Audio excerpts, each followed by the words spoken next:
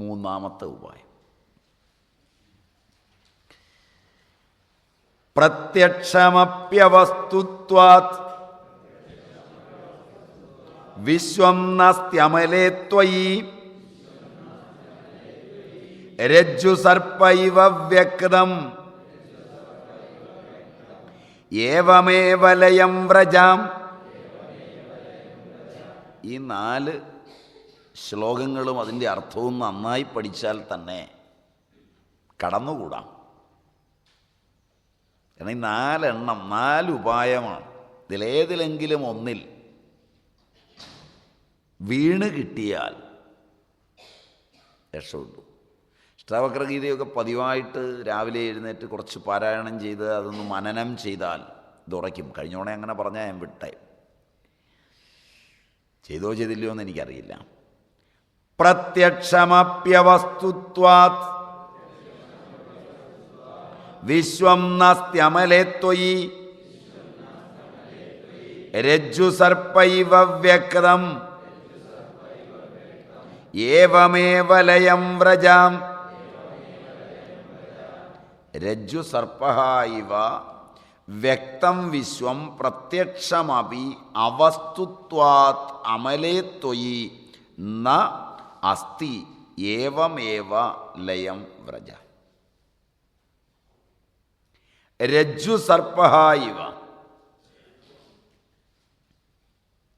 രജ്ജുവിലെ സർപ്പമെന്ന പോലെ. രജ്ജുവിൽ സർപ്പമില്ല. അപ്പം ഇല്ലാത്തതാണ് ഉണ്ടെന്ന് തോന്നിയത്. പ്രത്യക്ഷമായ പ്രപഞ്ചം ഇന്ദ്രിയഗോചരമെങ്കിലും സത്യമല്ല.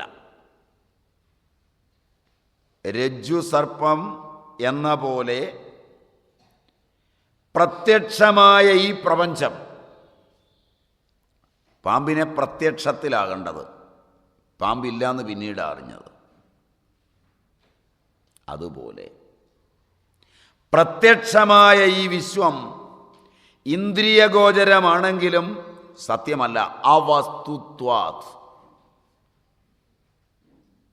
ഇല്ലാത്തത് തന്നെയാണ്. അമലേ ത്വയി നാസ്തി, മായാരഹിതനായ നിന്നിൽ ഇതൊട്ടുമില്ല. ഇപ്രകാരം വിചാരിച്ച് നീ ലയത്തെ പ്രാപിക്കൂ.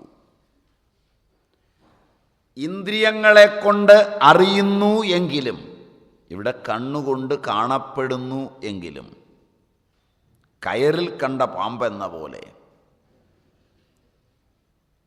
ഇല്ലാത്തതായ, 100% ഇല്ലാത്തതായ ഈ പ്രപഞ്ചം മായാരഹിതനായ നിന്നിലില്ല.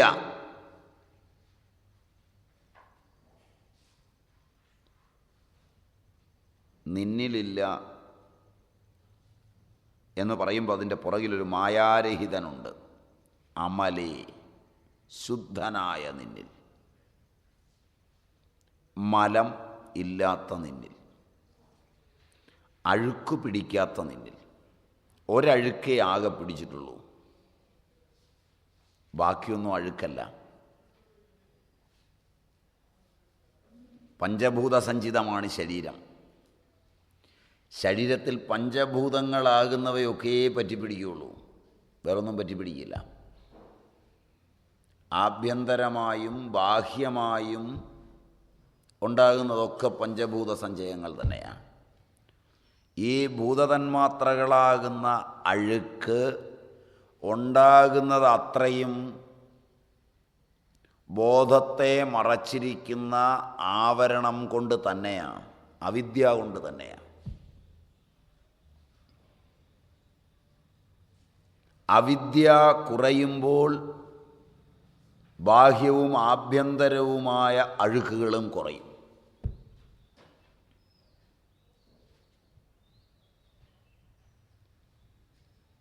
ജീവിതം ജ്ഞാനമാതൃകയിലൂടെയാണ് പോകുന്നതെങ്കിൽ ബാഹ്യാഭ്യന്തരങ്ങളായ ഈതിബാധകൾ കുറഞ്ഞു വരും, പ്രാരബ്ധവിശേഷം മാത്രം ഉണ്ടാവും.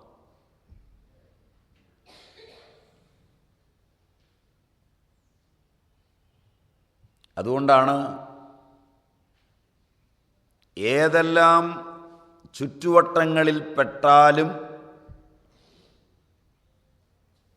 മാറ്റമില്ലാത്ത ചിലരുണ്ട്. ഒരു ചുറ്റുവട്ടത്തിലും പെടാതിരുന്നാലും ഇതെല്ലാം വന്നു ചേരുന്ന ചിലരുണ്ട് സങ്കല്പം കൊണ്ട്.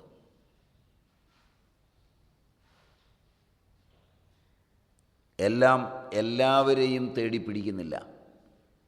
അതുകൊണ്ട് നീ ആദ്യം ഇത് ആരോപിതമാണ് എന്ന് അറിഞ്ഞ് ആരോപം മിഥ്യയാണെന്ന് മനസ്സിലാക്കി മിഥ്യയാ ആരോപിതമായ വസ്തു അവസ്തുവാണെന്ന് അറിഞ്ഞാൽ മുക്തനായി. മിഥ്യാരോപമാണ് പ്രപഞ്ചം. ആദ്യം അസംഗനാവുക. 2 അധിഷ്ഠാനത്തെ അറിയുക, ആധാരത്തെ അറിയുക. 3 ആധാരത്തിലെ ആധേയം മിഥ്യാകൽപ്പിതമാണെന്ന് അറിയുക. കാച്ചിക്കുറുക്കിയാണ് അഷ്ടാവക്രം കൊടുക്കുന്നത്. ഒരുപാട് കാടും പടപ്പൊന്നുമില്ല. എളുപ്പവഴി എന്താണ്? നീ അസംഗനാവുക. അപ്പോൾ അത് നിന്നിൽ നടക്കുന്ന പ്രക്രിയയാണ്, വേറെ ആർക്കും പങ്കില്ല. ഒരു വിഗ്രഹവും വേണ്ട, ഒരു പൂജയും വേണ്ട, ഒരു ഹവനവും വേണ്ട, ഒരു പണിയും വേണ്ട, പെട്ടെന്ന് പറ്റുന്നതാണ്. ഇത് പുസ്തകത്തിൽ നിന്ന് പഠിച്ചിട്ട് വല്ലവരും ഒക്കെ ചെയ്യുന്ന കണ്ടിട്ട് അത് ചെയ്യരുത് ഇത് ചെയ്യരുതെന്നൊക്കെ പോയി പറഞ്ഞേക്കരുത് നാളെ മുതൽ. പുസ്തകത്തിലെ പഠിത്തമുണ്ടായില്ല. സംഘം പോയാൽ മാത്രമേ ഉള്ളൂ ഈ പണി. ഒരു സംഘവും ഇല്ലെങ്കിൽ ആ സംഘത്തിൻ്റെ ആവശ്യമില്ല. ഈ സംഘം ഒന്ന് മാറ്റിവെക്കാനാണ് ആ സംഘം. മനസ്സിലായില്ല? വിഷയലോകങ്ങളോടുള്ള സംഘം വളരെ അപകടകരമാണ്. ഇതൊരുപാട് പണിയാണ്. കുഴി കുത്തണം, പാട്ട് പാടണം, കൊട്ടിപ്പാടി സേവ ചെയ്യണം, ഒരുപാട് പണിയാണ്. അത്രയും ചെയ്യണ്ടല്ലോ എന്നോർത്താണ് തന്തയും തള്ളയും ഇവനെ കല്യാണം കഴിച്ചു കൊടുത്തത്. കാരണം ഇവളുടെ മുമ്പിൽ കൊട്ടിപ്പാടി സേവ ചെയ്താൽ മതിയല്ലോ. മനസ്സിലായില്ല? മറ്റേത് നാട്ടുകാരുടെ മുഴുവൻ മുമ്പിൽ കൊട്ടിപ്പാടി സേവ ചെയ്യണം. ഇവനിങ്ങനെ പോവുകയാണെങ്കിൽ ഏലിയമ്മ പറയും, മോനെ ആ തേങ്ങ ഒന്നിട്ടിട്ട് അവൻ ചാടി കയറും, നെഞ്ചുകൂട്ടി കയറും. ഏലിയമ്മ പറയുന്ന സമയത്ത് തന്നെ. അപ്പോഴാണ് കാർത്തിയായനെ വിളിച്ചത്. എടാ ചക്ക ഇടാൻ ആളില്ലല്ലോ, ഉടനെ ചക്ക ഇടും. അപ്പോഴാണ് വേറൊരാൾ വിളിച്ചത്, എടാ ഇന്ന് ഞങ്ങളുടെ മീറ്റിംഗാണ്, ചേട്ടനാണെങ്കിൽ ഇവിടെ ഇല്ല, മീറ്റിങ്ങിന് നീ ഇല്ലെങ്കിൽ പറ്റില്ല, നീ ഒന്ന് ഓടിച്ചല്ലടാ, അപ്പോൾ അതിന് പോവും. തന്തയും തള്ളയും വളരെ ആലോചിച്ചിട്ടാണ് ഇത്. കാരണം ഇവനിങ്ങനെ നാട്ടുകാർക്കെല്ലാം കൊട്ടിപ്പാടി സേവ ചെയ്യുന്നതിന് പകരം ഒരു കമലാക്ഷിയെ പിടിച്ചു കൊടുത്താൽ ഇവക്ക് കൊട്ടിപ്പാടി സേവയായിട്ട് ഇവിടെ അങ്ങ് കൂടിക്കുള്ളൂ. മനസ്സിലായില്ല? ഇത് പിടിയിട്ടില്ല. അപ്പം ആദ്യത്തത് നിർത്തിയിട്ട് തുടങ്ങേണ്ടതായി, രണ്ടാമത്തത് ഇതും അതും കൂടെ പിന്നെ തുടങ്ങുകയാണെങ്കിൽ തന്തയും തള്ളയും തെണ്ടിപ്പോയത് തന്നെ.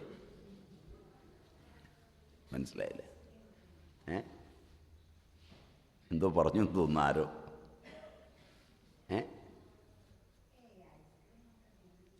അത് ശരി, അത് കൊള്ളാം, നന്നായി.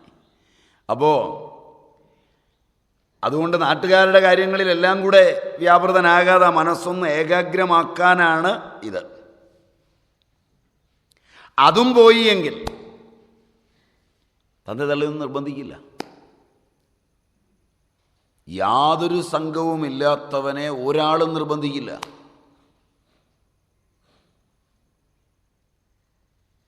അപ്പൊ സംഘരഹിതനായാൽ ഇതൊന്നും വേണ്ട. സംഘരഹിതനാകാതെ സംഘം നിലനിർത്തി വിഷയലോകങ്ങളുടെ സംഘങ്ങളെ ഏകദാനതയിലെത്തിക്കുവാൻ വിശേഷേണ ഒന്നിനെ ഗ്രഹിച്ച് അതിലേകാഗ്രമാക്കി ചെയ്യുന്നവനോട് വേണ്ടെന്ന് പറയരുത്. സംഘമാ പോകേണ്ടത്. അപ്പം ആ സംഘം ഉണ്ട്, വളരെ വിസ്തൃതമാണെങ്കിൽ അത് ഒന്നിലേക്കൊന്ന് ചുരുക്കുക. അതിനാണ് ഏകപത്നി വ്രതവും പിന്നെ ഈ പറഞ്ഞ പൂജയും അവനും ഒക്കെ പണ്ടുള്ളവർ ചെയ്തത് അതിനാണ്. കാരണം അവിടെ കൂടിക്കോളൂല്ലോ, വലിയ ശല്യമില്ല. മറ്റത് കുട വെക്കുന്നിടത്തൊക്കെ കുടുംബമാകുന്ന തലത്തിലേക്ക് പോയാൽ ഓടൂല എന്നാണ്, മനസ്സ് ഏകാഗ്രമാവില്ല. ശരീരവും പിള്ളേരും ഒന്നും സാരമില്ല, അതൊക്കെ വാകീറിയ ദൈവം ഇരയും കൊടുത്തോളും, കുഴപ്പമില്ല. മനസ്സിലായില്ല? അതുകൊണ്ട് അതേപ്പറ്റി നിങ്ങൾ ഖേദിക്കേണ്ട കാര്യമൊന്നുമില്ല. അതിനുവേണ്ടിയല്ലിത്. മനസ്സിനെ ഏകാഗ്രമാക്കുന്നതിന്, മനസ്സിനെ സംഘവർജിതമാക്കുന്നതിന് ഒന്നാമത്തെ ഉപായം അതായിരുന്നു. അത് പറ്റിയാലും പറ്റിയില്ലെങ്കിലും രണ്ടാമത്തെ ഉപായം ആധാരത്തെ അറിയുക. ആധാരജ്ഞാനം. ആധാരം ബ്രഹ്മമാണ്. ആധാരജ്ഞാനത്തിൽ ആധേയജ്ഞാനമെല്ലാം പെട്ടുകഴിഞ്ഞു. മൂന്നാമത്തതാണ് ആധേയം മിഥ്യയാണെന്നറിയുക. ആധാരം ഇനി അറിഞ്ഞില്ലെങ്കിലും കുഴപ്പമില്ല, ഈ ആധാരമൊക്കെ മിഥ്യാകൽപ്പിതമാണെന്നറിയുക. അതിലാണ് ഈ ഭ്രമിച്ചത് എന്നറിയുക. അതിൽ ആധാരജ്ഞാനത്തിലും ആധേയജ്ഞാനത്തിലും പഠിക്കുമ്പോൾ ആധാരജ്ഞാനത്തെയും ആധേയജ്ഞാനത്തെയും പഠിപ്പിക്കാൻ ഉദാഹരണം ഒന്ന് തന്നെയാണ്. കയർ ആധാരവും പാമ്പ് ആധേയവുമാണ്. ഘടകുഡ്യാദികൾ ആധേയവും മണ്ണ് ആധാരവുമാണ്. സ്വർണം ആധാരവും കങ്കണാദികൾ ആധേയവുമാണ്. മനസ്സിലായി? ആധാരാധേയങ്ങളുടെ പ്രത്യേകതയ്ക്ക് ഉദാഹരണം പറയുമ്പോൾ ഉദാഹരണം ഒന്ന് തന്നെ മതി രണ്ടിനും. അതിൽ ആധാരം സത്യമാണെന്നും സത്യസങ്കൽപ്പനായ നീ ആധാരത്തെ തിരിച്ചറിഞ്ഞാൽ മുക്തനായി എന്നും ഒന്നാമത്തത്. കണ്ണുകൊണ്ട് നേരിൽ കാണപ്പെടുന്നതാണെങ്കിലും കയറിലെ പാമ്പെന്ന പോലെ മിഥ്യാകൽപ്പിതമാണീ ജഗത്ത് എന്ന് ആധേയത്തെ അറിഞ്ഞാൽ ശുദ്ധനും മുക്തനുമായ നിന്നിൽ അല്പം പോലും പ്രപഞ്ചമില്ലെന്ന് നീ അറിഞ്ഞാൽ നിനക്ക് ലയാവസ്ഥ പ്രാപിക്കാം. അപ്പം ലയാവസ്ഥ സംഘം വിട്ടാൽ അപ്പോൾ പ്രാപിക്കാം. സംഘരാഹിത്യമാണ് ലയം. ഒരുപാട് പണിയൊന്നുമില്ല. സംഘമാണ് പ്രപഞ്ചം.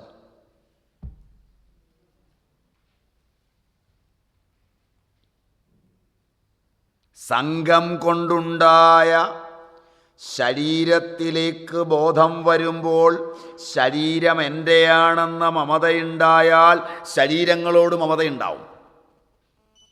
അതുകൊണ്ട് കുറച്ച് പാടായി പണി ഊരാൻ.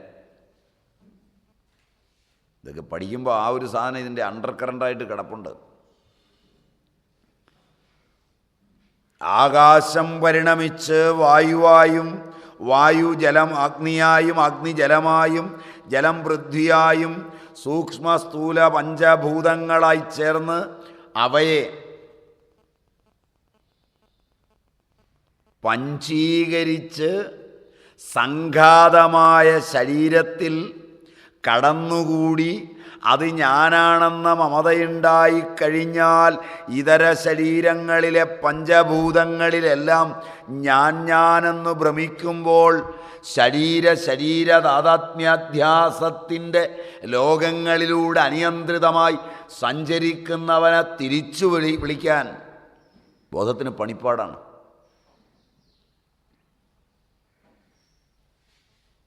ഒരു പ്രക്രിയ ഇതാണ്. ഈ ബോധസത്ത ഏകവും അദ്വയവുമായിരുന്നു.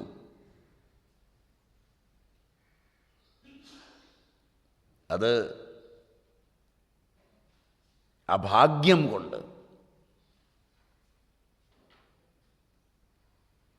വികാരിയായി, അവ്യാകൃതമായത് വ്യാകൃതമായി. അതിൽ മഹത്തത്വം സ്ഫുരിച്ചു, അതിൽ നിന്ന് അഹന്തത്വമുണ്ടായി. ഇന്നലെ ആരും എന്നോട് ചോദിച്ചിരുന്നു എന്ന് തോന്നുന്നു ഈ പ്രക്രിയ. നിങ്ങളാണോ? അഹന്തത്വത്തിൽ താമസം, രാജസം, സാത്വികമെന്ന ഗുണങ്ങളുണ്ടായി. അങ്ങനെ താമസാഹങ്കാരവും രാജസാഹങ്കാരവും സാത്വികാഹങ്കാരവും ഉണ്ടായി. സാത്വികാഹങ്കാരത്തിൽ നിന്ന് അന്ധക്കരണവും അതിദൈവതങ്ങളും ഉണ്ടായി. രാജസാഹങ്കാരത്തിൽ നിന്ന് ഇന്ദ്രിയങ്ങളും പ്രാണനുമുണ്ടായി. താമസാഹങ്കാരത്തിൽ നിന്ന് ഭൂമി മുതലായ ഭൂതതന്മാത്രകളുമുണ്ടായി. തന്മാത്രകൾ ഇവ ചേർന്ന് വിശാലമായ വിശ്വവുമുണ്ടായി. സംഘാതമാണ് ഈ വിശ്വം. അതിനെ ബോധതലങ്ങളിലേക്ക് മനസ്സുകൊണ്ട് ഉറ്റുനോക്കി വിഭജിച്ചാൽ ഇവയുടെ എല്ലാം നിലനിൽപ്പ് ഈ ബോധത്തിലാണെന്ന് മനസ്സിലാവും. അതോടെ ഈ ഭൂതതന്മാത്രകളോടും ഇന്ദ്രിയങ്ങളോടും പ്രാണനോടും ഉള്ള മമത നഷ്ടപ്പെടും. അപ്പോൾ സമ്യക്കായി തൻ്റെ തന്നെ സ്ഥൂല സൂക്ഷ്മ കാരണ ശരീരങ്ങളെ, തൻ്റെ തന്നെ അന്നമയ പ്രാണമയ മനോമയ വിജ്ഞാനമയ ആനന്ദമയാദി കോശങ്ങളെ പൃഥക്കരിച്ചു കാണും. അവയിലുള്ള സംഗമതോടെ തീരും. ഏകമായ ബോധത്തിൽ ഏകാഗ്രത കിട്ടും. തൻ്റെ തന്നെ ശരീരാദ്യവയവങ്ങളോടുള്ള മമത പോയാൽ പിന്നെ ഏത് പ്രപഞ്ചത്തോട് മമത? അവിടെ അധിഷ്ഠാനമായ ബോധത്തിലുറച്ച് ആധേയമായവ മിഥ്യാകൽപ്പിതങ്ങളെന്നറിഞ്ഞ് സംഘം തീരും. മൂന്നും ഒരുമിച്ചാവും. മൂന്ന് ഉപായങ്ങളും ലയത്തെ പ്രാപിക്കുകയും ചെയ്യും. ഇതാണ് ജീവൻ മുക്തിയുടെ വഴി. ഇത് വളരെ എളുപ്പമാണ്. ഇതിന് വേറെ പണിയൊന്നുമില്ല. ഒരു 5 മിനിറ്റ് മര്യാദയ്ക്കൊന്നിരുന്നാൽ മതി. വാസനകളൊക്കെ ചുരുങ്ങിയിടത്തൊരു ശ്രവണം ചെയ്താൽ മതി. നന്നായി പറഞ്ഞു തരാൻ അറിയുന്ന ഒരു ആചാര്യനും നന്നായി ശുദ്ധമായ ഒരു അന്ധക്കരണവും ഉണ്ടെങ്കിൽ അത്രയേ ഉള്ളൂ പണി. അല്ലാതെ ഇത് പഠിക്കാൻ ഒരുപാട് നൂറ്റാണ്ടുകളൊന്നും ശ്രമിക്കേണ്ട കാര്യമില്ല. ഇത് പഠിക്കാനല്ല ശ്രമിക്കേണ്ടത്. പക്ഷേ ആദ്യം പറഞ്ഞ അന്ധക്കരണം ശുദ്ധമാവാൻ പണിയാണ്.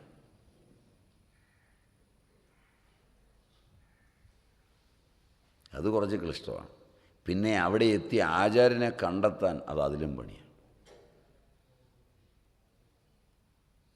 ഈ 2 കാര്യങ്ങളാണ് നമുക്ക് പണി.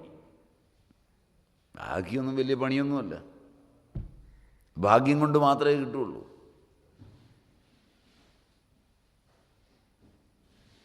വിഷയങ്ങളൊക്കെ പഠിപ്പിക്കാൻ ആർക്കും കഴിയും. അത് വലിയ പ്രശ്നമുള്ള കാര്യമല്ല. അത് വളരെ എളുപ്പമാണ്. ഗുരവോ ബഹവസന്ധി. കാരണം ഞങ്ങളെപ്പോലുള്ളവർ ഒരുപാടാണ് ലോകത്ത്. എവിടെ തിരിഞ്ഞാലും കാണാം ഗുരുക്കന്മാർ. ഗുരുക്കന്മാരുടെ ബോർഡേ കാണാനുള്ളൂ. ഗുരവേ ബഹവസന്ധി ശിഷ്യവിത്താപഹാരക. പാർവതിയോട് പരമേശ്വരൻ പറഞ്ഞത് അങ്ങനെയാണ്. ദുർലഭം മന്യേ ശിഷ്യ ചിത്താപഹാരക. ചിത്തത്തെ വൃത്തികളെ അപഹരിച്ചു മാറ്റുന്ന ഗുരു. ഞങ്ങളൊന്നും പോരാ, നല്ല ഉത്തമന്മാരായ ഗുരുക്കന്മാരിൽ നിന്ന് ശ്രവണം ചെയ്യുമ്പോൾ മുക്തി കിട്ടിയത് തന്നെ തിരിച്ചറിയില്ല. ഒരുതരം ആനന്ദം വരുമ്പോഴേ അറിയുള്ളൂ. കാരണം അവർ ശിഷ്യചിത്തത്തിലെ വൃത്തികളെ അപഹരിച്ചും കളയുകയാണ്. ശിഷ്യവിത്താപഹാരകന്മാരല്ല, ശിഷ്യചിത്താപഹാരകന്മാർ. ആദ്യം അത്തരം ആചാര്യന്മാരുടെ സങ്കല്പങ്ങളിലൊരു ആനന്ദം കിട്ടും. അവരുടെ അടുത്തെത്തുമ്പോൾ മറവി വിസ്മൃതി ഉണ്ടാവും വൃത്തികൾക്ക്. അവരുടെ ഉപദേശങ്ങൾ കേൾക്കുമ്പോൾ ആ വിസ്മൃതിയിൽ ഉറയ്ക്കും. അതിനൊക്കെ ഒരുപാട് സുഹൃതം വേണം.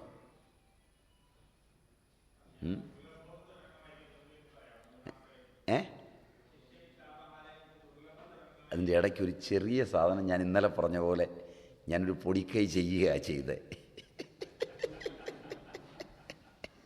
ഗുരുഗീതയാണ് സാധനം. ഗുരുഗീതയാണ് പാർവതിക്ക് പരമേശ്വരൻ ഉപദേശിക്കുന്നതാണ്. ഈ ആശയം മാത്രം മതിയല്ലോ എന്ന് വിചാരിച്ചാണ് ഈ പൊടിക്കൈ വരുന്നത്.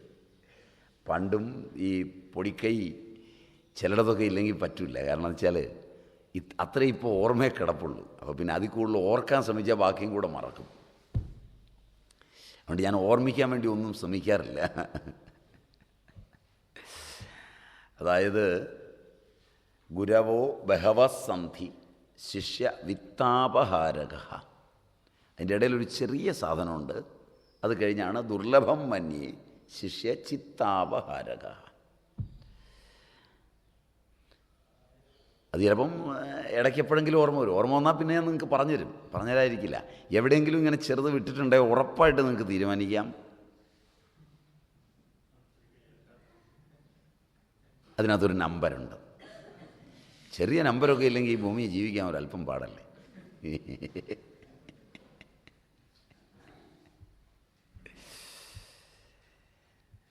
അതുകൊണ്ട് രണ്ട് തരത്തിലാണ് ഗുരുക്കന്മാർ. അവരുടെ സങ്കല്പം കൊണ്ടല്ല അത് പോകുന്നത്. ഉത്തമനായ ഗുരുവിൻ്റെ സങ്കല്പത്തെക്കാളേറെ ആ പ്രതലത്തിൽ നിങ്ങൾ എത്തുമ്പോൾ നിങ്ങളിലുണ്ടാകുന്ന ഒരു അവാന്തര പരിണാമത്തിലാണ് അത് സംഭവിക്കുന്നത്. എന്ന് പറഞ്ഞാൽ നിങ്ങൾ അദ്ദേഹത്തെ ഉത്തമനായി സ്വീകരിച്ച് കഴിയുമ്പോൾ നിങ്ങളിലൊരു ഗുരു ഉദയം ചെയ്യും. അതിന് അദ്ദേഹം കാരണമാകുന്നതുകൊണ്ടാണ് സംഭവിക്കുന്നത്. അദ്ദേഹം ഉത്തമനാണോ അല്ലയോ എന്നത് പോലും പ്രശ്നമല്ല. മനസ്സിലായില്ല?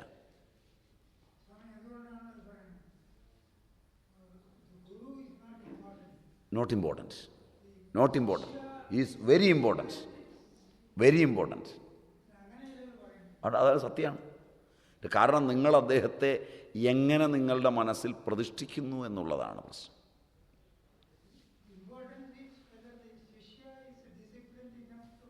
Disciplined enough, that is important. ആ ഡിസിപ്ലിൻഡ് ഇനഫ് ആണെങ്കിൽ അയാൾ എങ്ങനെ തൻ്റെ ഗുരുവിനെ പ്രതിഷ്ഠിക്കുന്നു. നമ്മളുടെ മനസ്സാണല്ലോ ഗുരുവിനെ പ്രതിഷ്ഠിക്കുന്നത്. അപ്പോൾ ആ മനസ്സ് പ്രതിഷ്ഠിക്കുമ്പോൾ നമ്മൾ ഏത് ഗുരുവിനോടാണ് സംവദിക്കുന്നത്? സ്റ്റേജിലിരിക്കുന്ന ഗുരുവിനോടോ നമ്മിലെ ഗുരുവിനോടോ?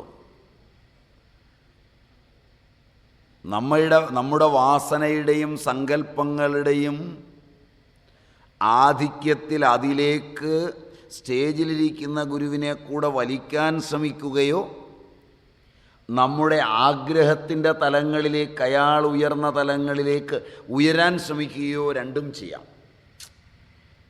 മനസ്സിലായില്ല? ചോദ്യം വന്നുകൊണ്ട് ഞാനൊരു ശിഷ്യനാണ്.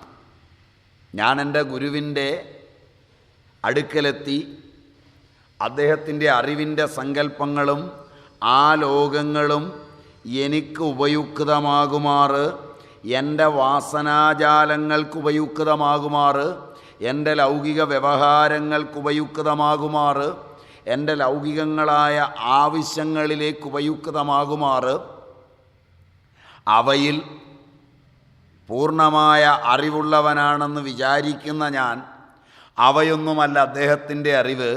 അദ്ദേഹത്തിൻ്റെ ആത്മജ്ഞാനവും എൻ്റെ ലൗകികജ്ഞാനവും ചേർന്നൊരു പ്രപഞ്ചത്തെ സങ്കല്പിച്ച് അതിലേക്ക് അദ്ദേഹത്തെ സങ്കല്പിച്ച് താത്തുമ്പോൾ എൻ്റെ ഹൃദയത്തിൽ പ്രതിഷ്ഠിതനായിരിക്കുന്ന ഗുരു എൻ്റെ ലൗകിക വ്യവഹാരാന്തർഗതങ്ങളായ തലങ്ങൾക്കുള്ള ഗുരുവാണ്. മനസ്സിലായില്ല? അതിൽ രാഗത്തിൻ്റെയും ദ്വേഷത്തിൻ്റെയും അതിൽ മറ്റുള്ളവയുടെയും തലങ്ങൾ ഉണ്ടാക്കാനാണ് ഞാൻ പോകുന്നത്. അപ്പോൾ പിന്നെ ഞാൻ രക്ഷപ്പെടില്ല.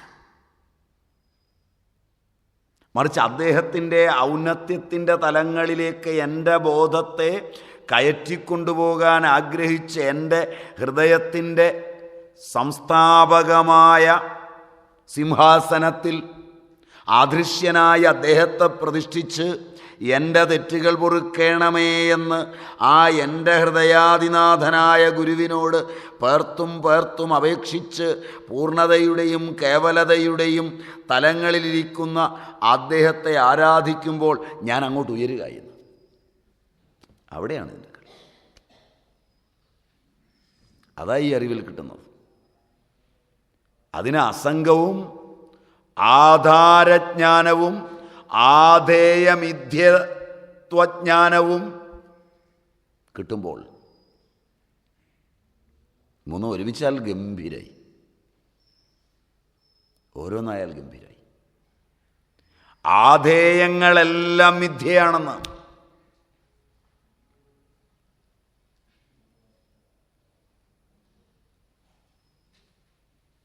ഒരു ചെറിയ കാര്യത്തിൽ വീണാൽ മതി. നിങ്ങൾ തന്നെ നോക്കിയാൽ മതി. നിങ്ങൾ ഏതെങ്കിലും ഗുരുക്കന്മാരുടെയൊക്കെ അടുക്ക പോകുന്നവരായിരിക്കും. അപ്പം നിങ്ങൾ തന്നെ നോക്കിയാൽ മതി. നിങ്ങൾ പതുക്കെ ആരെങ്കിലും പറഞ്ഞു കേട്ട് ഗുരുവിനെ പറ്റി അദ്ദേഹത്തിൻ്റെ ലൗകിക തലങ്ങളിലുള്ള ഇഷ്ടാനിഷ്ടങ്ങളിലാണ് നിങ്ങൾ ചെന്ന് ശ്രദ്ധ വയ്ക്കാൻ പോകുന്നത്. അദ്ദേഹത്തിൻ്റെ ആത്മജ്ഞാനത്തിലാവില്ല ഒരിടത്തും.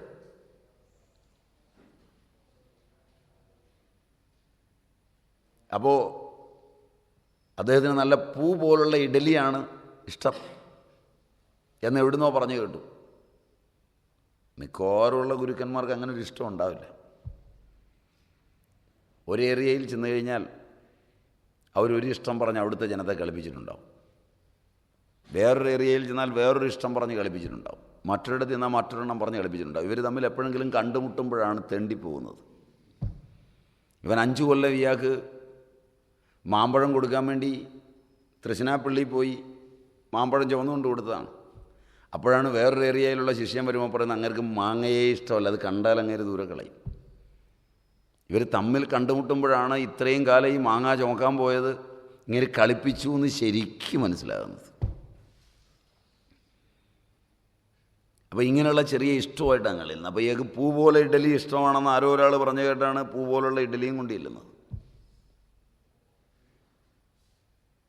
അപ്പോൾ വളരെ കഷ്ടപ്പെട്ടാണ്. ഉഴുന്ന് കിട്ടുകയില്ലാത്ത നാട്ടിൽ അരയ്ക്കാൻ കറണ്ടില്ലാത്തടത്ത് ഒരു തരത്തിൽ അരച്ച് ഇഡ്ഡലിയൊക്കെ ഉണ്ടാക്കി നല്ല പൂ പോലുള്ള ഇഡ്ഡലിയൊക്കെ ഉണ്ടാക്കി കൊടുക്കുകയാണ്. അത് ഇദ്ദേഹം 2 എണ്ണം കഴിച്ചു പോയാൽ, നിങ്ങൾ കൊണ്ട് കൊടുത്ത് വിശപ്പുണ്ട്, 2 എണ്ണം കഴിച്ചു പോയാൽ നിങ്ങളും തീരുമാനിച്ചു അങ്ങേർക്ക് ഇഷ്ടമുണ്ട്, ഇഡ്ഡലിയാണ് ഇഷ്ടം. ഇനി നിങ്ങളുടെ ഹൃദയത്തിലെ ഗുരു ഒരിഷ്ടമുള്ള ഗുരുവാണ്, അസംഗനല്ല. അയാൾ സംഘരഹിതനല്ല. നിങ്ങൾ ഹൃദയത്തിൽ പ്രതിഷ്ഠിച്ച ഗുരുവിന് നിങ്ങൾ ആരോപിച്ച ഒരിഷ്ടം കിടക്കുന്നിടത്തോളം കാലം നിങ്ങളുടെ മോചനം ദൂരെയാണ്. അയാൾ മോചിച്ചവനായാലും.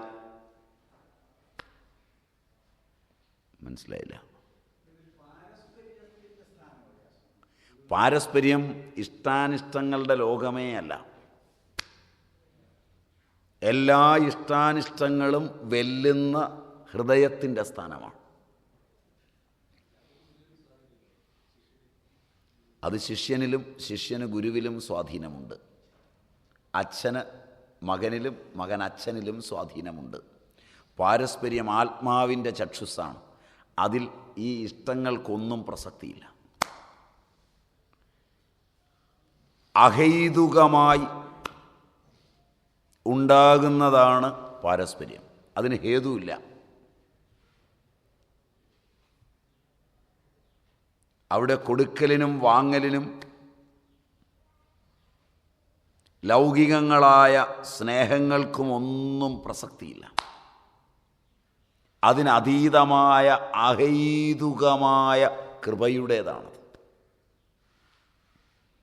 ഇതിൽ ചിലർ ആ പടമൊക്കെ അങ്ങ് കടന്നാൽ അതൊക്കെ ഉത്തമന്മാരായ ഗുരുക്കന്മാർ. വല്ലപ്പോഴും ഒരിക്കലേ അവരെ കാണാൻ പോലും പറ്റുള്ളൂ. അത്ര ഉത്തമന്മാർ. ഭാഗ്യവാന് മാത്രമേ കണ്ടു കിട്ടാൻ പറ്റുള്ളൂ. ഭാഗ്യവാനാണെങ്കിൽ അവർ വിചാരിക്കുമ്പോഴൊക്കെ കാണുക അങ്ങനെയുള്ള ഗുരുക്കന്മാരെ. അവരേത് പ്രതിസന്ധി സമയത്തും വിചാരിച്ചാൽ സങ്കല്പമായി എത്തും. നിരിന്ധന ഇവാനലഹ വസന്തവൽ ലോകഹിതം ചരന്ത. ഇതിനൊക്കെ ഉപമകൾ ശങ്കരൻ തന്നിട്ടുണ്ട്. ചുമ്മാ ഉദ്ധരിച്ചാൽ മതി, നമ്മുടെ ഒന്നും ബുദ്ധി പ്രയോഗിക്കണ്ട. അവിടെയൊക്കെ അവസാനത്തെ കാച്ചിട്ടുണ്ട് ശങ്കരൻ. നിരിന്ധന ഇവാനലഹ,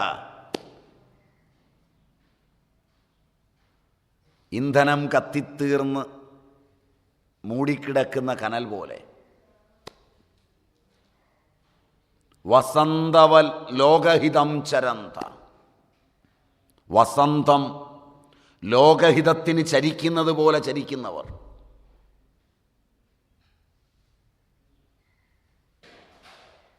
അവരുടെ പുറകെ നടന്നാൽ എന്തിനാണ് അവരിങ്ങനെ സഞ്ചരിച്ചത് എന്ന് ഒരാൾക്കും പിടികിട്ടില്ലാത്തവർ.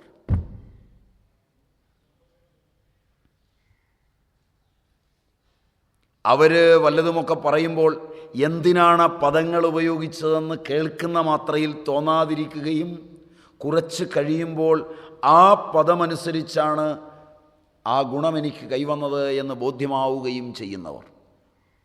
ഒരു വാക്കും വരയും വർണ്ണവും പോലും പ്രയോജനമില്ലാതെ പ്രയോഗിക്കാത്തവർ. എന്നാൽ അത് പ്രയോഗിക്കുമ്പോഴും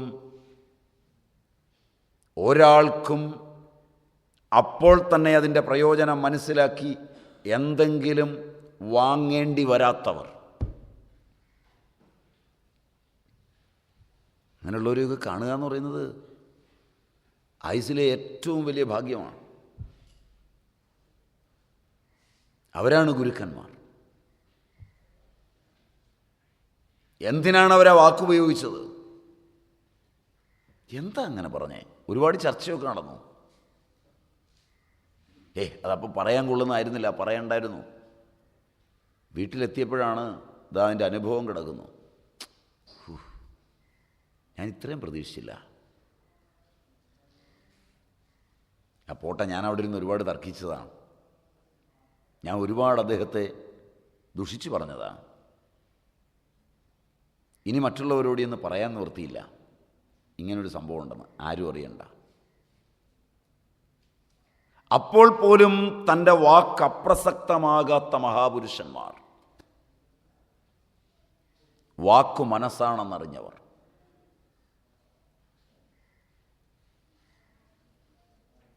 അങ്ങനെയുള്ളവരുടെ അടുക്കലെത്തിയാൽ, അവരെ ആ സ്ഥാനത്ത് ഹൃദയത്തിൽ പ്രതിഷ്ഠിച്ചാൽ, സങ്കല്പമൊന്നുകൊണ്ട് മാത്രം ഒന്നും ചെയ്യണ്ട. പ്രശ്നങ്ങളോ സങ്കീർണതകളോ എത്തിയാൽ സ്മരണ മാത്രം കൊണ്ട് മാറിപ്പോകുന്നവർ. അതുകൊണ്ട് പാരസ്പര്യത്തിൻ്റെ ആ ലോകം വളരെ വലുതാണ്.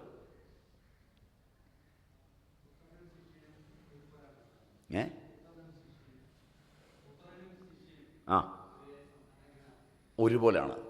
ജ്ഞാനമുള്ള ഒരച്ഛൻ്റെ മകനായിരുന്നാൽ പിന്നെ വേറൊരു ഗുരു പോലും ആവശ്യമില്ല. ജ്ഞാനമുള്ള ഒരച്ഛൻ്റെ മകനായില്ലെങ്കിലും അച്ഛന് ജ്ഞാനമുണ്ടെന്ന് വിചാരിക്കുന്ന ഒരു മകനായിരുന്നാൽ എവിടെ ചെന്നാലും അവൻ രക്ഷപ്പെടും. ഇതൊക്കെ ആ പുത്രനിൽ, ശിഷ്യനിലുള്ള ഭാഗമാണ്. കാരണം അയാൾ ഒരു ബിംബത്തെയാണ് തൻ്റെ ഉള്ളിൽ പ്രതിഷ്ഠിക്കുന്നത് അച്ഛനായി. ഗോപാലൻ എന്ന് പേരുള്ള രൂപമുള്ള കുറിയ മനുഷ്യൻ അല്ല അച്ഛൻ. അച്ഛനൊരു ബിംബമാണ്, അത് സമ്പൂർണ്ണമാണ്, അത് പുരുഷാകാരം പൂണ്ട നന്മയുടെ ഭാവമാണ്. ഗോപാലനെന്ന് പേര് കൊടുത്ത് ആ എൻ്റെ അച്ഛനായി കാണുന്ന ആളിനെ പൂർണ്ണതയിൽ എൻ്റെ ഹൃദയത്തിൽ പ്രതിഷ്ഠിച്ച് അതിനോടാണ് ഞാൻ സംവദിക്കുന്നതെന്നോർത്ത അച്ഛനോട് സംവദിച്ചാൽ നാളെ ആ അച്ഛന് പോലും മാറിയേ പറ്റൂ. മനസ്സിലായില്ല?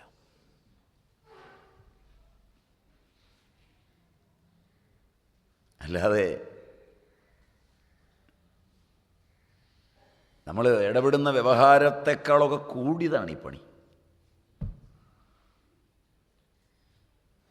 നിങ്ങൾ ചോദിച്ചെന്നെ വളരെ ദൂരം കൊണ്ടുപോയെന്നാണ് എനിക്ക് തോന്നുന്നത്. നിങ്ങൾ സംശയം ചോദിച്ച് വളരെ ദൂരം ഞാൻ പോയി. പ്രയോജനപ്രദമാണോ എന്ന് എനിക്കറിയില്ല. അതുകൊണ്ടിത് വളരെ സൂക്ഷിച്ച് കൈകാര്യം ചെയ്യേണ്ട ഒരു സാധനമാണ്. ഇതത്ര വേഗം ചെയ്യാവുന്നതല്ല. നമ്മളുടെ ഓരോ ചെയ്തിയും നാം ഗുരുവായി ആരെയെങ്കിലും സങ്കല്പിച്ചാൽ ആ ബിംബത്തിന് ഒരു കേടും ഹൃദയത്തിൽ പറ്റാതെ സൂക്ഷിച്ചു വേണം കൈകാര്യം ചെയ്യാൻ.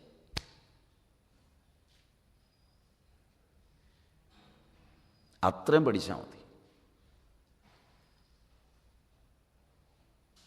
അതുകൊണ്ടാണ് വിവരമുള്ള കുട്ടികൾ അച്ഛൻ്റെ കോപം, അച്ഛൻ്റെ താപം,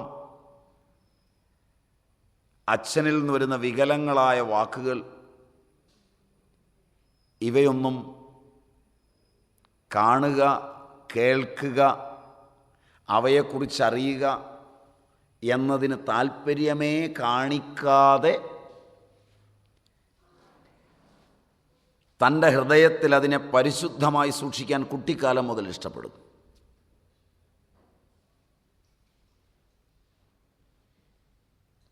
ആരോടെങ്കിലും കോപിക്കുന്നൊരു പ്രകൃതം ഉണ്ടെങ്കിൽ അതിനെക്കുറിച്ചൊരു ഊഹം അവനുണ്ടായാൽ അവൻ ആ രംഗത്തു നിന്ന് സ്ഥലം വിടും. അത് കണ്ട് സജീവമായി സങ്കല്പങ്ങളും ചേർത്ത് പ്രതിഷ്ഠിക്കാൻ അവൻ ഇഷ്ടപ്പെടുന്നില്ല. അതിനെക്കുറിച്ച് ആരെങ്കിലും പറയാൻ വന്നാൽ സമയമില്ല. വേറെ എന്തു പറഞ്ഞാലും ഇവൻ പറയും. കേൾക്കാൻ ഇഷ്ടമില്ലെന്ന് പറഞ്ഞാൽ ഉറപ്പിച്ച് പറയും. നിങ്ങളാണെ പറയും എനിക്കത് കേൾക്കാൻ ഇഷ്ടമില്ല, എന്നിട്ട് കേൾക്കാൻ ഒരല്പം ഇഷ്ടം കാണിക്കും. ഇഷ്ടമില്ലെന്ന് പറയുമ്പോൾ തന്നെ അകത്തുനിന്ന് ഇഷ്ടം വരും. എന്നാലും എന്താണെന്നൊന്നും അറിയാം. മറ്റൊന്നങ്ങനെയല്ല. പിന്നെ നമുക്ക് പറയാം, ഇപ്പം എനിക്കൊരു ചെറിയ അത്യാവശ്യമുണ്ട്, ഞാൻ പോയിച്ചു വരട്ടെ, നേരെ ഇല്ലാണ്ടാണ്, തിരക്കുകൊണ്ടാണ്. അല്ല, ഒന്ന് നിൽക്കുന്നേ. നിങ്ങൾ പറയുന്നത് എനിക്ക് സമയമില്ലാത്തതുകൊണ്ട് മാത്രം എനിക്കത് കേൾക്കണമെന്നുണ്ട്, താല്പര്യമുണ്ട്, നിങ്ങളുടെ മുഴുവൻ വിവരവും അറിയണമെന്നുണ്ട്, ഒക്കെ ശരി. പണിയുണ്ട്. ചിലരങ്ങനെയാണ്. കുറച്ചുകൂടി ഇവൻ മുതിർന്നു കഴിഞ്ഞാൽ അവർ പറയുന്നതിന് മുമ്പ് ഇവനൊരു വലിയ ലോകം അങ്ങ് സൃഷ്ടിക്കും. മായാകൽപിതമാണ് ഈ ജഗത്തെന്ന് തിരിച്ചറിഞ്ഞാൽ പിന്നുള്ള പണി ഇവൻ്റെ ലോജിക്കിനെ എല്ലാം വെട്ടുന്ന ഒരു ലോജിക്ക് തൻ്റെ ബോധത്തിൽ ആനയിച്ചു കൊണ്ടുവന്ന് വളരെ വിശാലമായൊരു ലോകത്തിൽ ഒറ്റയടിയാണ് അടിക്കും. അതിനകത്ത് ഇവനെ അമുങ്ങിപ്പോവും. മനസ്സിലായില്ലേ പണി? തല പൊങ്ങുകയില്ലാത്തോളം അമുങ്ങിപ്പോവും. കാരണം ഇവൻ അറിയുന്നതിൽ 10 മടങ്ങ് കൂടുതൽ അറിയാമെന്നൊരു തോന്നലുണ്ടാക്കും. മനസ്സിലായില്ല? അപ്പോൾ ഇനി അവിടെ ചെന്ന് വാർത്ത പറഞ്ഞിട്ട് കാര്യമില്ല. ക്ലീൻ. അപ്പോഴും ഇത് കേൾക്കണ്ട. മനസ്സിലായില്ല? അപ്പോഴും ബോധം ശുദ്ധമായി നിൽക്കും. ലോകവ്യവഹാരത്തെ ഇങ്ങനെ ചെയ്യുന്ന കുട്ടികളുണ്ട്. അച്ഛൻ്റെ, അമ്മയുടെ, അവരൊക്കെ ഗുരുക്കന്മാരാണ്. അതൊരു ഭാഗ്യമാണ്. അപ്പം തൻ്റെ ഉള്ളിൽ ആ പ്രതിഷ്ഠ വളരെ ഗംഭീരമാണ്.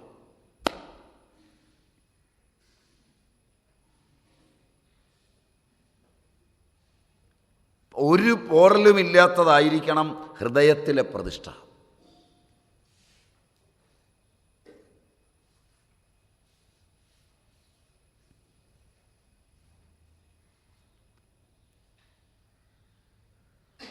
അങ്ങനെ പ്രതിഷ്ഠിക്കാൻ കഴിഞ്ഞാൽ ആ പാരസ്പര്യം 100%.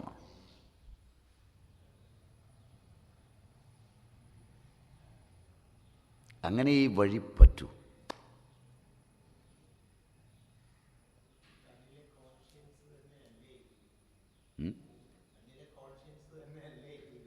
അങ്ങനെ പുറമേ പറയാം. ആണോയെന്ന് ചോദിച്ചാൽ ആണ്. അത് മാത്രമല്ല എന്നൊരു ഉത്തരവും കൂടെ കിട്ടും. എന്ന് പറഞ്ഞാൽ ആകെ കോൺഷ്യൻസ് ഒന്നേ ഉള്ളൂ. അത് രണ്ടായിട്ടിപ്പോൾ പിരിഞ്ഞിട്ടുണ്ട്. ഒന്ന് ഗുരുവായും ഒന്ന് ഞാനായും. അതുകൊണ്ട് ഇതിലേത് കോൺഷ്യൻസ് എന്ന് ഉത്തരം കൃത്യമായി പറയാതെ കോൺഷ്യൻസ് തന്നെ അല്ലേന്ന് ചോദിച്ചാൽ അതിനകത്തോട്ട് വൈകല്യങ്ങൾ അടിഞ്ഞു കയറും. ഇപ്പോൾ 2 കോൺഷ്യൻസ് ഉണ്ട്. ഒന്ന് ഞാൻ, 2 എൻ്റെ ഗുരു. 2 ഇല്ലെങ്കിൽ പിന്നെ ഗുരുവിൻ്റെ പ്രശ്നമില്ല. ഗുരുവും ശിഷ്യനും ഒന്നായി. ക്ലിയർ?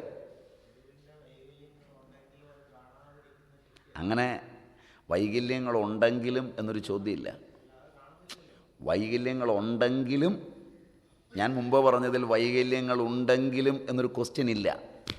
ഉള്ളത് മറ്റുള്ളവർക്കാണ്, ഇവനില്ല. ആ പദം ഉപയോഗിക്കുമ്പോൾ ഇതുവരെ കിട്ടിയ ആളുകളിൽ ചിലർക്കത് കിട്ടിയിട്ടുണ്ടാവും. അത് പോയി കിട്ടും. എങ്ങനെയെന്ന് ചോദിച്ചാൽ ഗുരുവിന് വൈകല്യമുണ്ടെങ്കിലും കാണരുത് എന്നല്ല ഞാൻ പറഞ്ഞത്. വൈകല്യങ്ങളില്ല. എൻ്റെ സങ്കല്പത്തിലെ എൻ്റെ ഹൃദയപ്രതിഷ്ഠിതനായ ഗുരുവിന് വൈകല്യങ്ങളില്ല. അതവിടെ ഉറച്ചു കഴിഞ്ഞാൽ മറ്റുള്ളവർ കണ്ടത് അവരുടെ വൈകല്യമാണ്. മനസ്സിലായില്ല? അല്ലാതെ എൻ്റെ ഗുരു വൈകല്യമുള്ളവനാണെങ്കിലും വൈകല്യമില്ലാതെ വേണം പ്രതിഷ്ഠിക്കാനെന്നല്ല ഞാൻ പറഞ്ഞത്. അതുകൊണ്ട് ഇത് വളരെ സ്ട്രോങ്, വളരെ വളരെ സ്ട്രോങ് പോയിൻ്റാണ്.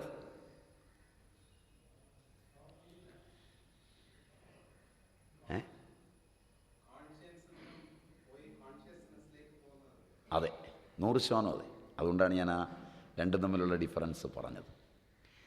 എനിക്ക് ആംഗലേയ ഭാഷയോടൊരു പ്രതിപത്തി കുറവായതുകൊണ്ടാണ് നിങ്ങൾ ഇംഗ്ലീഷിൽ പറയുമ്പോൾ ഞാനത് മലയാളത്തിൽ പറയുന്നത്. ഇംഗ്ലീഷ് എനിക്ക് മനസ്സിലാകുക മാത്രമേ ഉള്ളൂ എന്ന് വരുന്നതാണ് എനിക്കൊരു സുഖമായി തോന്നാറുള്ളത്. അതുകൊണ്ടാണ് ഞാൻ, കാരണം സംസ്കൃതത്തിൻ്റെയും മലയാളത്തിൻ്റെയും രംഗങ്ങളിലൂടെ ജീവിച്ച് നമ്മുടെ ജീവവായുവായി വന്നിരിക്കുന്ന ഒരു ഭാഷയുടെ തലത്തിൽ നമ്മളുടെ ഹൃദയകോശങ്ങൾക്ക് മറ്റത് മനസ്സിലാക്കാൻ പ്രയാസമുണ്ട്. ഒരു സായിപ്പിനാണെങ്കിൽ അത് മനസ്സിലാക്കാൻ എളുപ്പമാണ്. ഇംഗ്ലീഷ് ഭാഷ മോശമാണെന്നല്ല ഞാൻ പറഞ്ഞത്. നമ്മൾ തർജ്ജമ ചെയ്തിട്ട് വേണം നമ്മുടെ കോശം ഇത് സ്വീകരിക്കാൻ. അതിൻ്റെ സ്പീഡ് വ്യക്തികളിൽ കൂടിയും കുറഞ്ഞു ഇരിക്കുന്നു എന്ന് മാത്രമേ ഉള്ളൂ. പറയുമ്പോഴേ തർജ്ജമക്കാരൻ റെഡിയായി അവിടുന്ന് മോണിറ്റർ ചെയ്ത് ഉടനെ തർജ്ജമ ചെയ്ത് തന്നാൽ പെട്ടെന്ന് മനസ്സിലായി എന്നും മറ്റത് കുറച്ച് സമയമെടുക്കുന്നു എന്നുള്ള വ്യത്യാസം മാത്രമേ ഉള്ളൂ. ആ തർജ്ജമയിൽ ലിംഗങ്ങൾക്ക് മാറ്റം വന്നാൽ ബിംബങ്ങൾ മാറിപ്പോവുകയും ചെയ്യും. ലിംഗമെന്ന് ഞാൻ ഉപയോഗിച്ചത് ലിംഗ്വിസ്റ്റിക്സിനെയാണ്. പദങ്ങളൊക്കെ സെയിമാണ്. അപ്പോൾ ഒരു ലിംഗം ഉപയോഗിച്ചാണ് ലിംഗ്വിസ്റ്റിക്സിൻ്റെ തന്ത്രങ്ങൾ ബിംബങ്ങളെ സൃഷ്ടിച്ചു തരുന്നത്.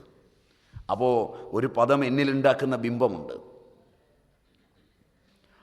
മദർ എന്ന പദം നാം പരിചയപ്പെട്ട ഇംഗ്ലീഷ് ഭാഷ പരിജ്ഞാനമുള്ള അധ്യാപകർ പറഞ്ഞു തന്ന യൂറോപ്പിൻ്റെ ചരിത്രത്തിൽ നിന്ന് ഉൾക്കൊള്ളുമ്പോഴുള്ള ഒരർത്ഥവും, മാതൃ എന്ന ഭാരതീയൻ കണ്ടുവളരുന്ന അതിൻ്റെ ചരിത്രപരമായ അംശങ്ങളിൽ, അവൻ്റെ സ്വപ്നങ്ങളിൽ കയറിക്കൂടിയ അംശങ്ങളിൽ നിന്ന് വരുന്ന ആ ലിംഗങ്ങൾ തരുന്ന, മാതൃലിംഗം തരുന്ന മാതൃബിംബവും, മദർ എന്ന പദം ലിംഗ്വിസ്റ്റിക്സിൽ രൂപാന്തരപ്പെട്ട് തരുന്ന ഇമേജറിയും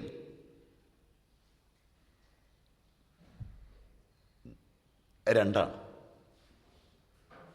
പദം ഒന്ന് തന്നെയാണ്. അതിന് കാരണം നമ്മൾ എവിടുന്നോ കേട്ടറിഞ്ഞിരിക്കുന്നു ആ ആംഗലേയ ഭാഷയോടൊപ്പം അവിടെ മാതൃപുത്ര സങ്കല്പങ്ങൾ കുറവാണെന്ന്. മനസ്സിലായില്ല? വസ്തുത അതല്ലായിരിക്കും. കാരണം ലോകത്ത് ഏറ്റവും അധികം വാർദ്ധക്യത്തിലുള്ളവരെ ആദരിക്കുന്നത് അമേരിക്കയിലാണ്. പക്ഷെ നമ്മൾ കേട്ടിരിക്കുന്നത് എങ്ങനെയാണ്? അമേരിക്കൻ സംസ്കാരം വന്നാണ് ഇന്ത്യയിൽ ഈ കുഴപ്പമൊക്കെ വരുന്നതെന്ന് നമ്മളെ പറഞ്ഞു പഠിപ്പിച്ചിരിക്കുന്നത്. സീനിയർ സിറ്റിസൺ എന്ന് പറഞ്ഞു കഴിഞ്ഞാൽ അവന് കൊടുക്കുന്ന സാമൂഹികമായ പരിഗണന വളരെ വലുതാണ്.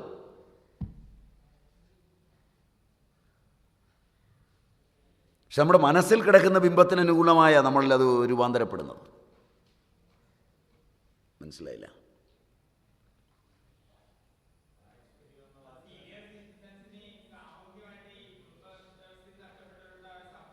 അല്ല, കുടുംബ വ്യവസ്ഥയും നഷ്ടപ്പെട്ടു എന്ന് പറയാൻ പറ്റില്ല. കാരണം പിതാവും പുത്രനുമായിട്ടുള്ള ബന്ധമൊക്കെ ഇവിടുത്തേക്കാൾ ആഴമുള്ളതാണ് അവിടെ. പക്ഷേ ലൗകികമായ അഡ്ജസ്റ്റ്മെൻറ്റ് അവരുടെ കുറവാണ്. Because they are straight. അവരുടെ യെസ് എന്ന പദത്തിന് യെസ് എന്നല്ലാതെ യെസ് നോ എന്നും നോ യെസ് എന്നും ഒരർത്ഥമില്ല. മനസ്സിലായില്ല? If it is yes, it is an yes with capital Y. അങ്ങനെ പറയാവുന്നതെന്ന് തോന്നുന്നു. If it is no, it is no.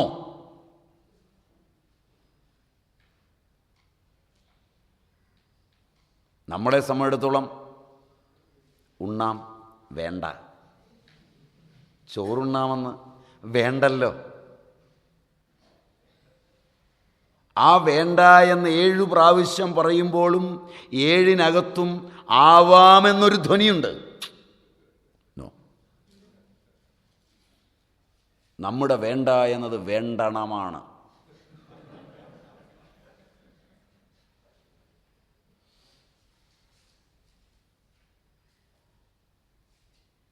അതുകൊണ്ട് ഭാഷയുടെ സാരല്യം അറിയാതെ ഭാഷകളെ സമന്വയിപ്പിക്കുമ്പോൾ ബിംബങ്ങൾക്ക് പരിണാമം വരും.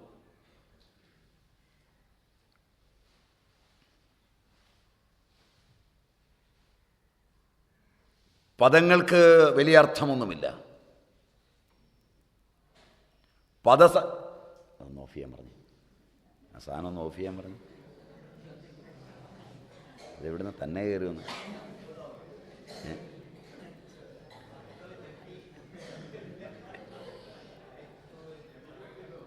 അയ്യോ, അത് വേണ്ട, ഇവരുടെ എല്ലാം ശ്രദ്ധ പോവും. നിങ്ങൾക്ക് ക്ലാസ്സോ വല്ലതും കിട്ടാനാണെങ്കിൽ അത് ക്ലാസ് മതി. അത് കുഴപ്പമില്ല, ലൈറ്റൊക്കെ ഇട്ട് നന്നായി, അതൊന്നും കുഴപ്പമില്ല. നിങ്ങൾക്ക് വല്ല ആവശ്യത്തിനാണെങ്കിൽ ക്ലാസ് മതി. ഇത്രയും പേരുടെ ശ്രദ്ധ കളഞ്ഞാൽ ആകെ കുഴപ്പമാവും.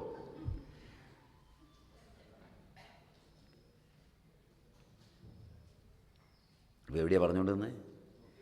ബിംബം. അപ്പോൾ പദങ്ങൾക്ക് പിന്നിലെ ബിംബങ്ങളുണ്ട്.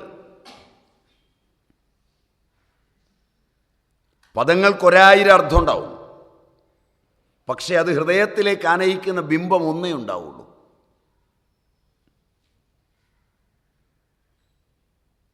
ആ തലത്തിൽ ഗുരു, ശിഷ്യൻ,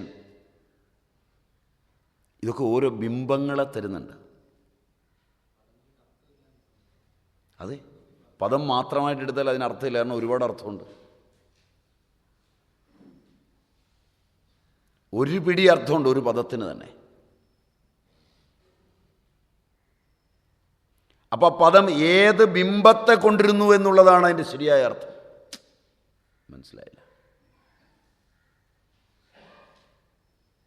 ഇതെൻ്റെ സഹധർമ്മിണിയാണ്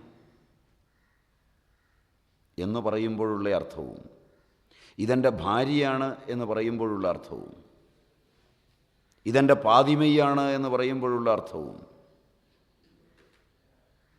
പദം ഒരേ അർത്ഥത്തിലാണ് പ്രയോഗിക്കുന്നതെങ്കിൽ പോലും കേൾക്കുന്നവനിലുണ്ടാക്കുന്ന ബിംബങ്ങൾ വേറെ വേറെയാണ്.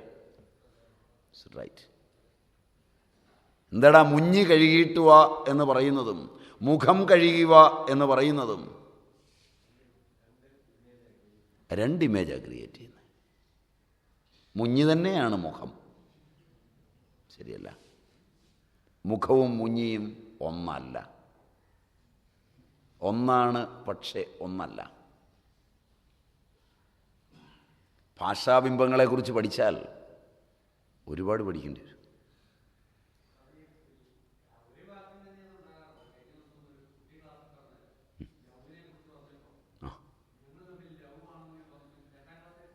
അത് ഒരുപാട് വ്യത്യാസമുണ്ട്.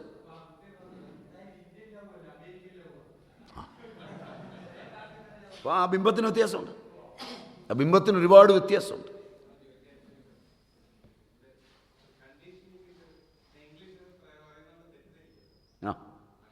ഇംഗ്ലീഷ് തന്നെ പറഞ്ഞു, എനിക്ക് മനസ്സിലാവും, ഇവർക്ക് മനസ്സിലാകാനാണ് ഞാൻ മൊഴി മാറ്റുന്നത്. ഓ യെസ്, യു ക്യാൻ എന്നോട് ഇംഗ്ലീഷിൽ പറഞ്ഞു, ഒരു ബുദ്ധിമുട്ടുമില്ല. അല്ല, അനേക കണ്ടീഷനിങ് ആണ്, പക്ഷേ അല്ല. കണ്ടീഷനിങ് എന്നത് ഈ ജന്മത്തിലാണ് അവൻ അറിയുന്ന കണ്ടീഷനിങ് ആണ്. ഇത് അനേക ജന്മ സംസിദ്ധമാണ്. അതും കണ്ടീഷനിങ് ആണ്, വാസന കണ്ടീഷനിങ് തന്നെയാണ്. പക്ഷെ ആ വാസന എന്ന് പറയുന്ന അവൻ ഇപ്പോൾ അറിഞ്ഞുണ്ടാക്കിയതല്ല, ഇന്നലെ രാവിലെ കൈവന്നതല്ല. അവൻ്റെ അബോധതലത്തിലായി ബിംബം ഉണ്ടാക്കുന്നത്. അതാണ് അതിൻ്റെ വ്യത്യാസം. മനഃപൂർവ്വമല്ല. അപ്പോൾ ആധ്യാത്മിക വിഷയങ്ങൾ പഠിക്കുകയും പഠിപ്പിക്കുകയും ചെയ്യുമ്പോൾ ഈ ബിംബങ്ങളുടെ പ്രാധാന്യം മുഴുവൻ അറിയണം.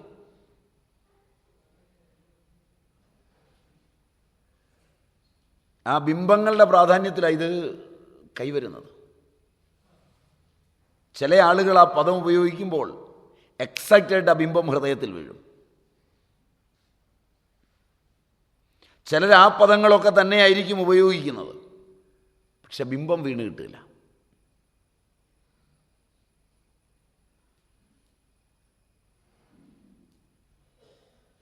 ബിംബം വീണ് കിട്ടിയാൽ നിശബ്ദതയായി. ബിംബം വീണതുപോലെ തോന്നിയാൽ മനസ്സിലായി. അതും തോന്നിയില്ല, മറ്റൊരു ബിംബം വീണാൽ വികലമായി.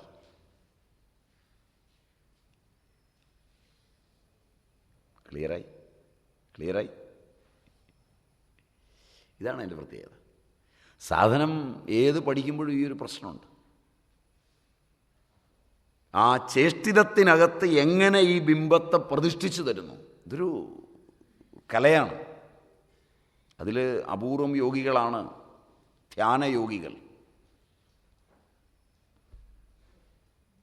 അവരുടെ ക്ലാസ്സുകളൊക്കെ പോയി കേൾക്കണം. തന്ത്രയോഗികൾ, അവർ നാദത്തിൽ സാധന ചെയ്തവരാവും.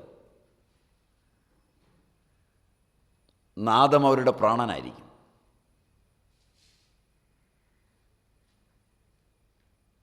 അവരുടെ നാദം പ്രകൃതിയെ മാറ്റിമറിക്കുന്നതാവും. അവരുടെ നാദത്തിൽ സസ്യങ്ങൾക്ക് രോമാഞ്ചമുണ്ടാകുന്നതാവും. അവരുടെ നാദം മാനവൻ്റെ കലികൽമഷങ്ങളെ കളയുന്നതാവും. നാദാനുസന്ധാനം കൊണ്ട് നാദമുതിർക്കുമ്പോൾ സ്വന്തം നാദതന്ത്രികളെ ഊർജ്ജസ്വലമാക്കുകയും നാദമുതിരുന്നത്ര വേഗത്തിൽ നാദാനുസാരേണ തൻ്റെ തന്ത്രികളെല്ലാം ഉണർത്തി നിർത്തുകയും, എങ്ങനെയാണോ മനോഹരമായി വായിക്കാനറിയുന്ന തന്ത്രിവാദ്യത്തെ ഉപകരിക്കുന്ന ഒരുവൻ ആ വാദ്യത്തിൻ്റെ തന്ത്രി ഒരിക്കലും പൊട്ടാതെയും ഒരിക്കലും വലിഞ്ഞു മുറുകാതെയും അതിൽ നിന്ന് മസൃണങ്ങളായ നാദങ്ങളെ അനുമിപ്പിച്ചുകൊണ്ട് ആ തന്ത്രിവാദ്യത്തെപ്പോലും കൂടുതൽ ആരോഗ്യകരമായൊരവസ്ഥയിലേക്ക് ഉയർത്തുകയും, എന്നിൽ നീ മീട്ടു, നിൻ്റെ മീട്ടൽ കൊണ്ട് ഞാനെന്നും അനശ്വരമായിരിക്കട്ടെ എന്ന് ആ വാദ്യം വരെ ആഗ്രഹിക്കുന്ന തലത്തിൽ, അങ്ങനെ തൻ്റെ നാദതന്ത്രികളെ ജാജ്വല്യമാനമാക്കുകയും തന്നെ ആരോഗ്യാധിഷ്ഠിത തലങ്ങളിലേക്ക് ഉയർത്തുകയും ആ നാദം ഏറ്റുവാങ്ങുന്നിടത്തെല്ലാം ആനന്ദം ഉളവാക്കുകയും ചെയ്യുക. ഇത് തന്ത്രയോഗികളുടെ കലയാണ്. ഞങ്ങളൊക്കെ ഇത് അല്പജ്ഞത്വത്തിൽ കിടന്ന് കളിക്കുന്ന കളി. ഇത് ശരിക്കുള്ള തന്ത്രയോഗികളുടെ സാന്നിധ്യമുണ്ടാകുമ്പോൾ ഹൃദയത്തിൽ അതിൻ്റെ ആ നാദം മതി മാറ്റം വരുത്താൻ. എന്താണെന്നൊന്നും മനസ്സിലായില്ല. എന്താ അദ്ദേഹം പറഞ്ഞേ? അതൊക്കെ നമുക്ക് മനസ്സിലാകാൻ പ്രയാസമാണ്. പക്ഷേ അവിടെ ഇരിക്കുമ്പോൾ ആ നാദം ഇങ്ങനെ പോകുമ്പോൾ അതിൻ്റെ കാവ്യഭംഗിയിൽ, അതിൻ്റെ ആവൃത്തികളിൽ, അതിൻ്റെ ഉദാത്താനുദാത്ത സ്വരിതാദികളിൽ, അതിൻ്റെ ആയതികളിൽ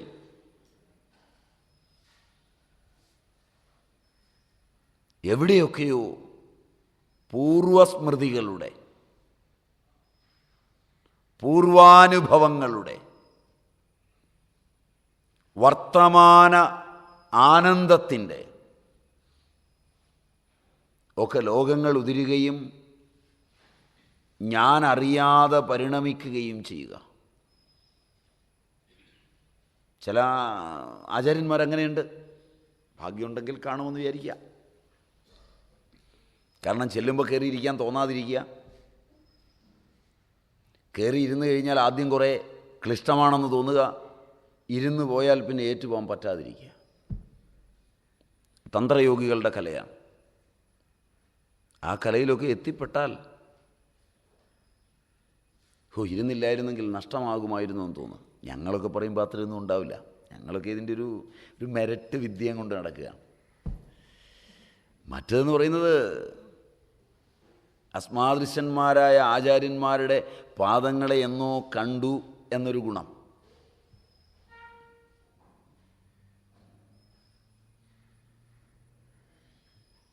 അതാണ് ഈ കല. ഇപ്പം സംഘമൊക്കെ അവരങ്ങ് വറ്റിച്ച് കളയുകയാണ് ചെയ്യുന്നത്.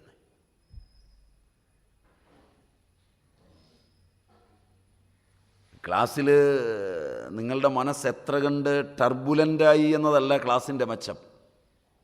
എത്ര നിങ്ങൾ ചിരിച്ചു എന്നതല്ല മെച്ചം.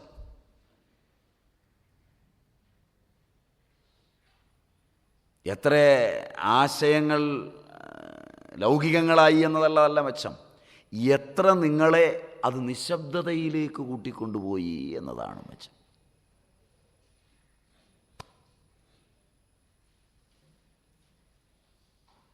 മനസ്സിലായി?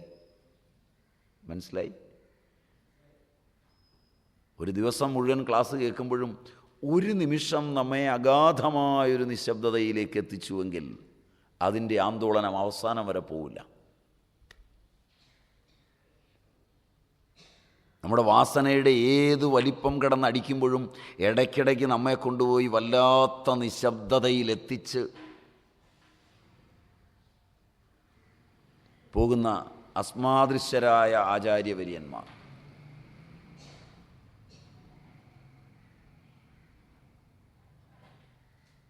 അതിനാണ് ക്ലാസ് എന്നൊക്കെ പേരിടുന്നത്. ഇതൊക്കെ പിന്നെ അതിൻ്റെ ഒരു ചെറിയ പതിപ്പൊന്ന് കൂട്ടിയാൽ മതി.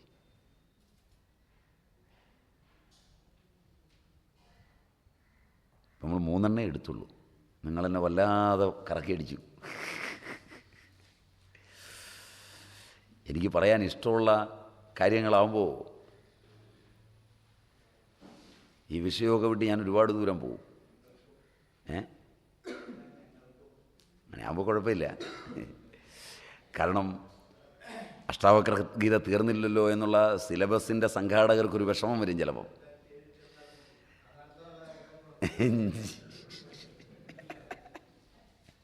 ഞാൻ നിങ്ങളെ കുറ്റം പറഞ്ഞെല്ലാം പേടിക്കണ്ട. സംഘാടകർക്കൊക്കെ ഇത്ര ദിവസം കൊണ്ട് തീർക്കാം. ഇല്ലെങ്കിൽ അടുത്ത കൊല്ലവും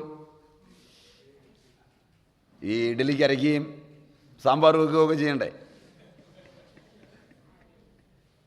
ഞാനതിൻ്റെ രസം പറഞ്ഞതാണ്.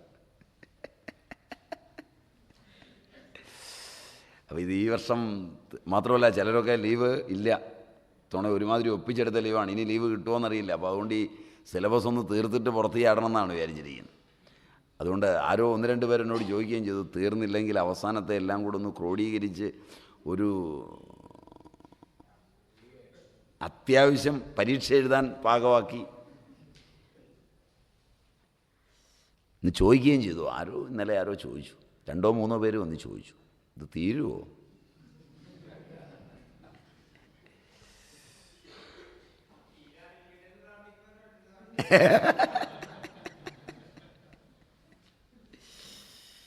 അപ്പോൾ